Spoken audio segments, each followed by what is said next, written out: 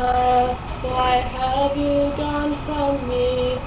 My body guards this cruel clutch, my thoughts remain with thee. If I had not these eggs to watch, I'd join you if I could. But for their sake I can't suicide the way a dragon should. Moretta, brave Moretta, that plague took you at last. It killed you from exhaustion as you fought to hold it fast. To save your home and your people, you worked beyond your mean. Now you are lost forever in the dark of cold between. Moretta, dear Moretta, forgive me when I say I hate these eggs I guard because they hold my death at bay. I must remain to warm them, but my thoughts return to you. When they are dead, then I'll do what a dragon ought to do. Moretta, lost Moretta, my loss is not alone. Your borrowed dragon's rider too is nearing death's abode. If you had stopped to rest at that last hold instead of fly, you would not now be lost. Now all four of us must die. Moretta, sweet Moretta, my chains are free at last. My clutch will hatch this dawning, and my flight to death is fast. Farewell I call to where and hall and folds devoid of green. I follow my Moretta to the peace of blessed between.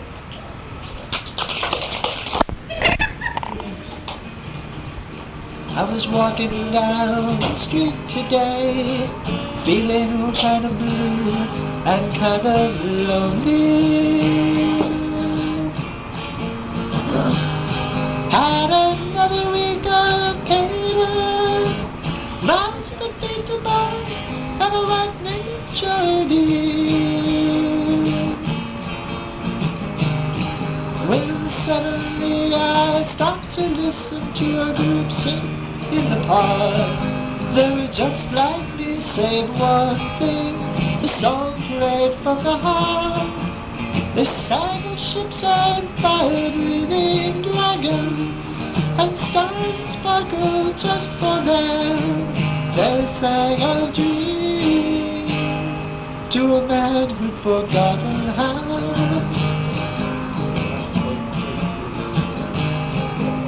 I stood there on the sidewalk, watching the sky darken as the day grew on. I could see 20 years ahead of me. Same old job making means meet on road.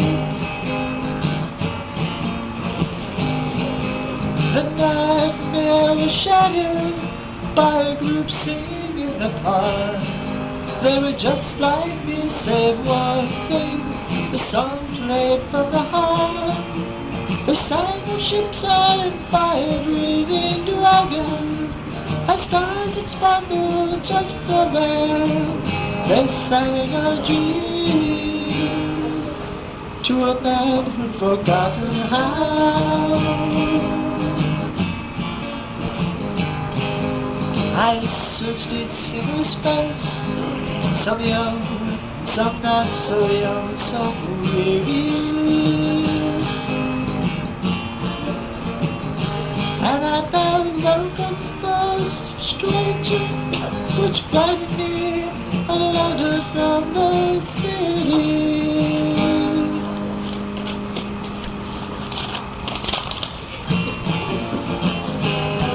And the whole world stopped to listen to a group singing in the park. They were just like me, save one thing. The song played from the heart. They sang of ships and fire-breathing dragons, A stars that sparkled just for them. They sang a dream to a man who'd forgotten how.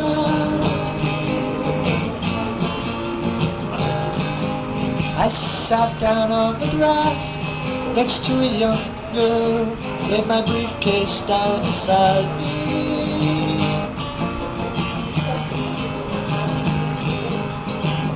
And as I sang about the dreamer, killed by years of sadness, stood inside of me. And I found myself singing in a group, singing in the park. They were just like me as we sang together, a song played from the heart. We sang a ship's out by a breathing dragon, a stars that sparkled just for love. We sang a dream, we sang a dream.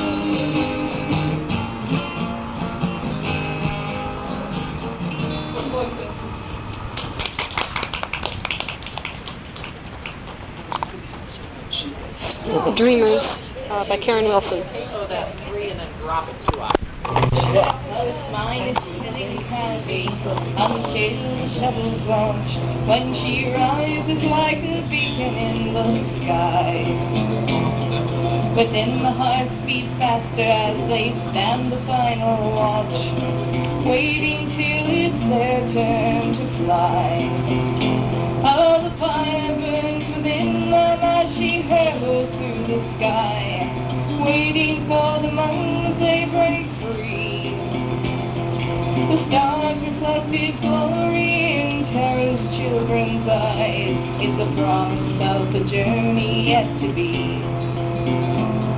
Every moment seems like hours as it stretches through the void, waiting for a reassuring call. Every mission is a mystery, all the knowledge we have stored is not enough to know the dicey fall. But the fire burns within us as they hurtle through the sky, though we never know the moment they break free. The stars will beckon always in terror's children's eyes, a promise of the greatness yet to be. Soon the minutes count the waiting till she plummets from the sky, to streak across the concrete her flight done.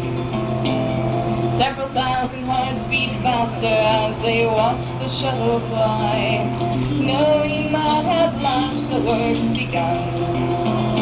Still the fire burns within us each time we seek the sky. We live again the moment we broke free. Now hope will shine forever in terror's children's eyes, a promise of the journey's yet to be. A promise of the journey's yet to be. Have we got concussion over here? No idea. Lunar concussion. Every man. Oh, yes. There she comes.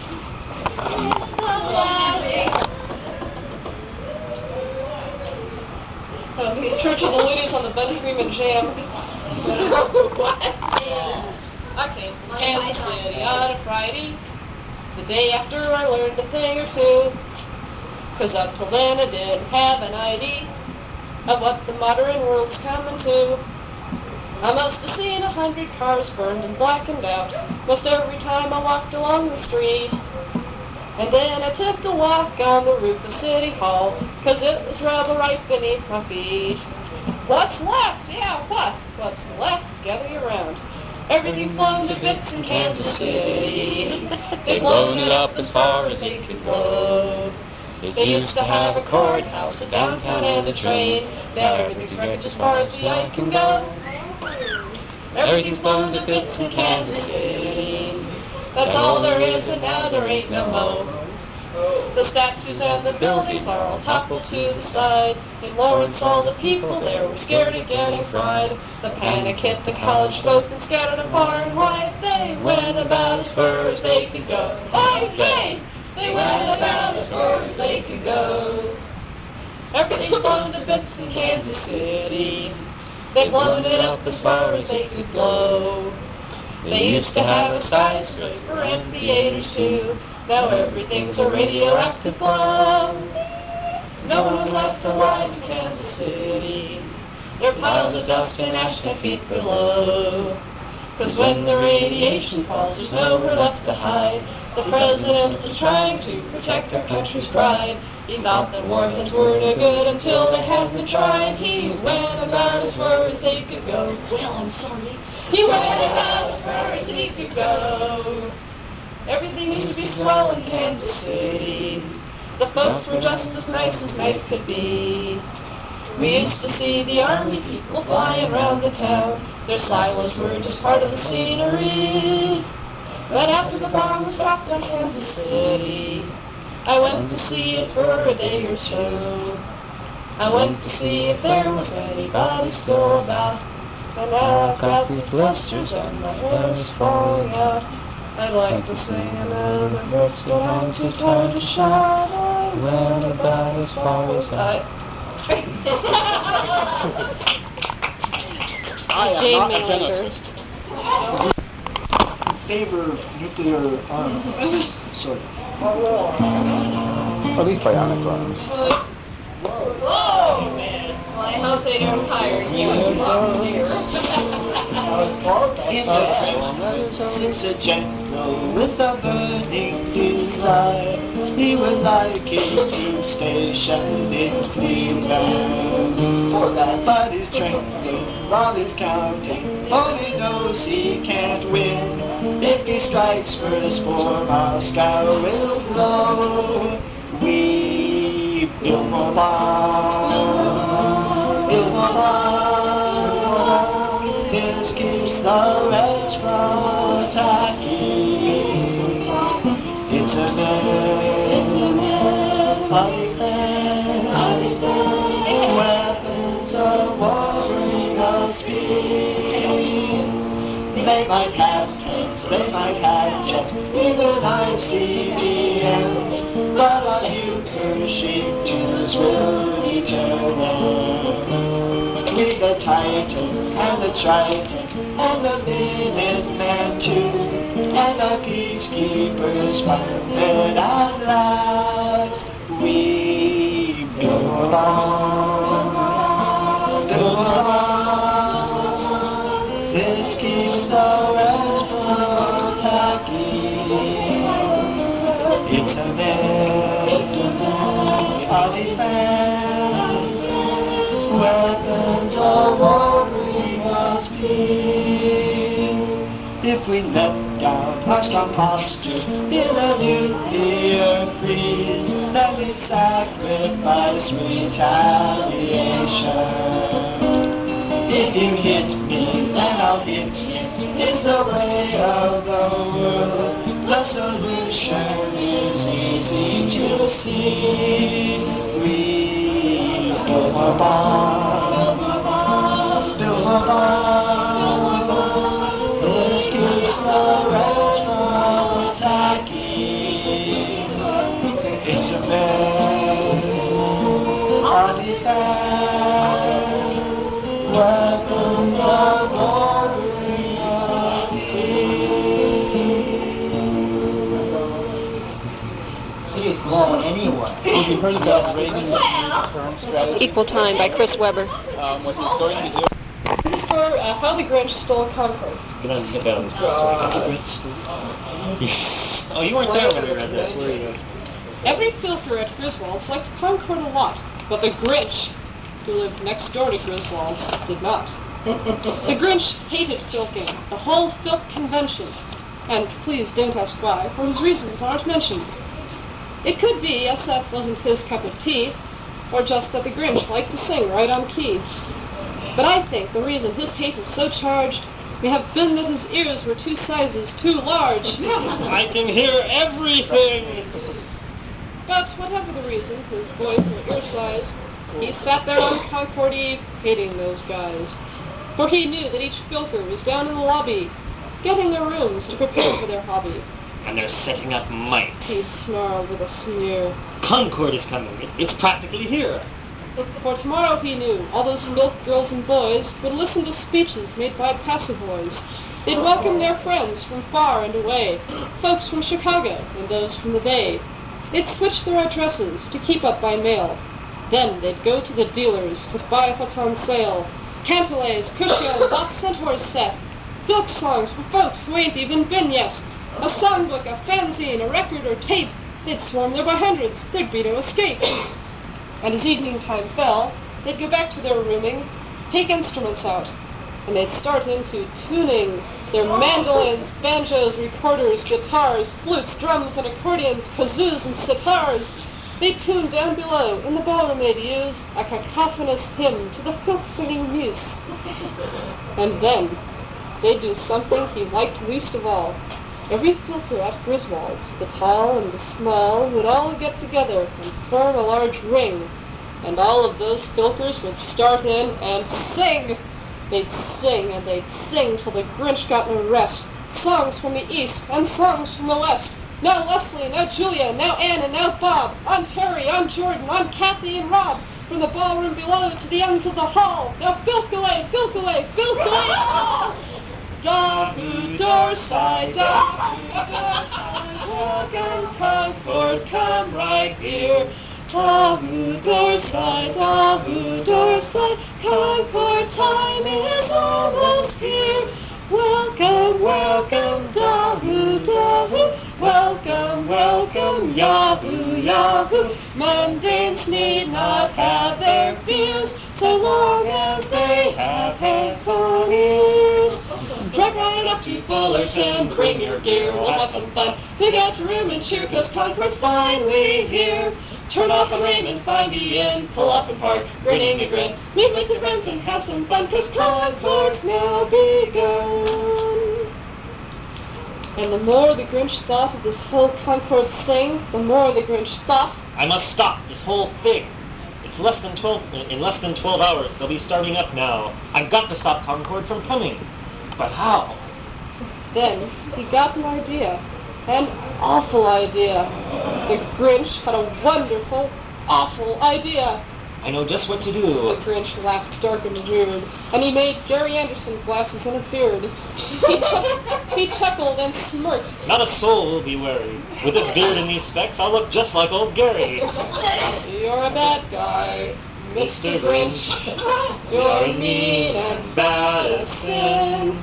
You've the sweetness of a sarlacc, you're as cute as a cuisine, Mr. Grinch. If you had a beauty contest with a Medusa, the snake-headed lady would win. Da-da-da-da-da-da. You're a bad guy, Mr. Grinch. You're bad as bad can be. More incompetent than Proxmar, more mundane than Mr. T. Mr. Grinch. If your own mother wanted a glass of water, you would charge her a fee. Da-da-da-da. You're a bad sort, Mr. Grinch. Let's see. You really are a sight. More evil than Darth Vader and more mean than Douglas Wright, Mr. Grinch. If you had a personality contest at the Klingon Army, if you had a nastiness contest at the Klingon Army, they would surrender without a fight. Then he got some trash bags and went up the stairwell to the rooms where the Filkers slept in the hotel. At room 101, he opened the door and saw people sacked out all over the floor. He entered the room, empty bags in his fist. This is stop number one. The fake Grincherson hissed. He saw all the Filk books stacked up in a row. These Filk books He grinned. are the first things to go. He slithered and slunk with a smile dark and mean. He took every Filk book and every Filk zine. Phenomenons, Canelés, Wester Filk 1 and 2, Nespos, Fantastics, Masterias too. Then he slunk to the cooler and started to root. He took Coca-Cola, their candy and fruit. He took all their food, that nasty old fellow. Why, the Grinch even took their last box of wine jello. He always sneered at the bottles and boxes and jars. And now, Grinned the Grinch. I will take the guitars. But just as he seized one, he heard a string break. And the noise was enough to make one person wake. The Grinch turned around and he saw Mary Jean. Young Mary Jean Filker, who was only 14. She stared at the Grinch and then said, "Gary, why? Why are you taking our instruments? Why?" Why, my dear little The girl, fake Filking fan lied. I saw a guitar string that snapped on this side. I'm taking it to my hotel room, my dear. I'll fix it up there and I'll bring it back here. The stud fooled the girl, so he patted her head and got her some telly and sent her to bed. And when Mary Jean was in bed with her due, the Grinch threw all the guitars outside, too. He lugged all the stuff out and then left the room. Nothing was left, not a single small tune. And all that was left of the Grinch's dirty tricks was a worn-out old capo and 2 or 3 picks. Then on all Filker rooms he played more Grinchy tricks, leaving beat-up old capos and scuzzy old picks. You're a sleazeball, Mr. Grinch. You're nasty, vile, and rain. You have all the grace and sweetness of a charging bullet tank, Mr. Grinch. The 3 words that still describe you best are Stink, stank, stank. You're a scumbag, Mr. Grinch. I've heard the worst by now. You grind up baby Ewoks and call it Cthulhu Chow, Mr. Grinch. You have all the grace and form of a Perma-1 scout. It was 1:45 with Filk fans still asleep when the Grinch filled a pickup truck with his heap. The truck came to life with a cough and a jump. He was going to drive the stuff down to the dump. no fun for the Falcons. The old fart was humming. They're finding out now that no Concord is coming. They're waking up now. I know just how they'll act. Their mouths will fall open, their eyeballs will crack, and all those Filkers at Griswold's will all cry, "Oh, frack!" That's a noise Grinned the Grinch. that I simply must hear. So he idled the truck and stuck out an ear. And he did hear a sound from the hotel below. It started in slow, and it started to grow. Dahoo, Darside, Dahoo, Darside, welcome, Concord, come this way. Dahoo, Darside, Dahoo, Darside, welcome, Concord, Concord Day. Dahoo, Dahoo, Dahoo, Dahoo, welcome, welcome, Yahoo, Yahoo. Filkers always form a ring, as long as they have songs to sing. Every Filker at Griswold's, the tall and the small, were singing, without instruments there at all. He hadn't stopped Concord from coming. It came. Somehow or other, it came just the same. And the Grinch, with his jaw hanging down to the ground, said, How can this be, with no Filk books around? It came without scales. It came without bars. It came without tuning forks, mics, or guitars. He thought, and he thought, till a new thought unloaded. It's called the word-of-mouth process, you toadhead. What one person doesn't know, others do there. That's a whole bloody Filk dictionary down there. And what happened next? Why, at Griswold's they say that the Grinch's huge ears shrunk 12 sizes that day. And he gave a loud shout that was... Skip it. And he leaped in the air and he shouted off key and he had the voice of 8 Grinches, plus 3. And to him the songs of the Filkers were sweet, so he backed up the truck and got out of the street. He went in the hotel and gave back everything, the books, the instruments, every brass pipe and string. He gave back all the food to the last drop of milk, and he himself, the Grinch, picked the first Filk. Old-time religion. A